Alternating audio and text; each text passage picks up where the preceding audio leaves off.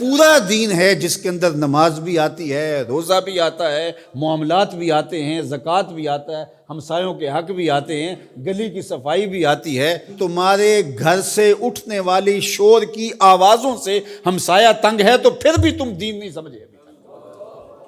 جنت کی جو تعریف کی گئی ہے، مولوی صاحب تو اکثر حوروں کا ذکر کرتے ہیں، لیکن جنت کی تعریف میں ایک جملہ قرآن نے یہ بیان کیا، لا یسمعون فیہا لغوا ولا تاثیما۔ جنت ایسا خوبصورت مقام ہوگا جہاں آپ کو ایسی آواز سننے کو نہیں ملے گی جو تم سننا نہیں چاہتے۔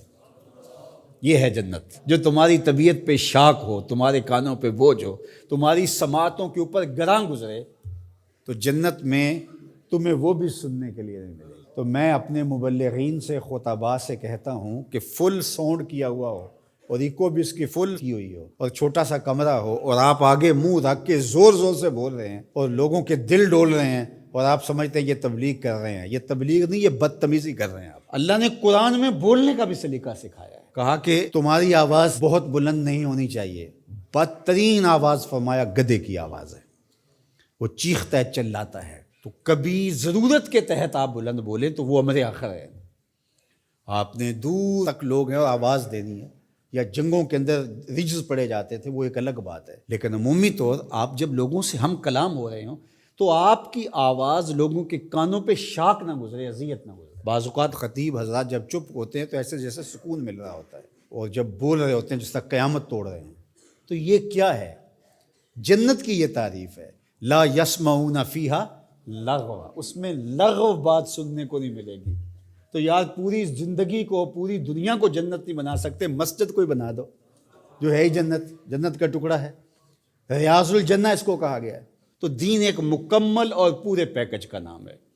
تو ہم نے، کسی نے ایک پہلو کو لے لیا، کسی نے دوسرے پہلو کو لے لیا، کسی نے لباس کو دین سمجھ لیا اور کسی نے جو ہے وہ کسی اور چیز کو، کوئی حقوق العباد پہ رک گیا اور اس نے حقوق اللہ کی نفی کر دی۔ یہ بات ذہن میں رکھیے، حقوق اللہ حقوق العباد سے فائق ہیں۔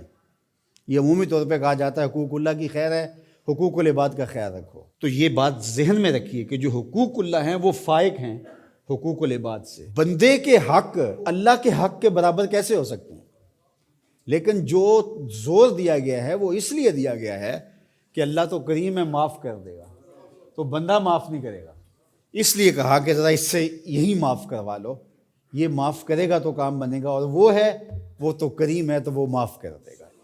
تو اس کا یہ مطلب نہیں نکلتا کہ اس کے حق کوئی کمزور ہیں، اس کے حق بندے سے فائق ہیں، اوپر ہیں۔ تو اس لیے یہ بات ذہن میں رکھیے کہ دین ایک مکمل، کامل، اکمل اور پورا پیکج ہے جس کے اندر سارے پہلو پائے جاتے ہیں، اور ہم ایک پہلو کو بعض اوقات لے لیتے ہیں اور ایک پہلو کو نظر انداز کر دیتے ہیں۔ اسی طرح دین کا کام کرنے والے بھی، ایک تنظیم ایک پہلو کو اجاگر کر رہی ہے، دوسرے کو چھوڑ رہی ہے، دوسری ایک کو اجاگر کر رہی ہے، دوسرے کو چھوڑ رہی ہے۔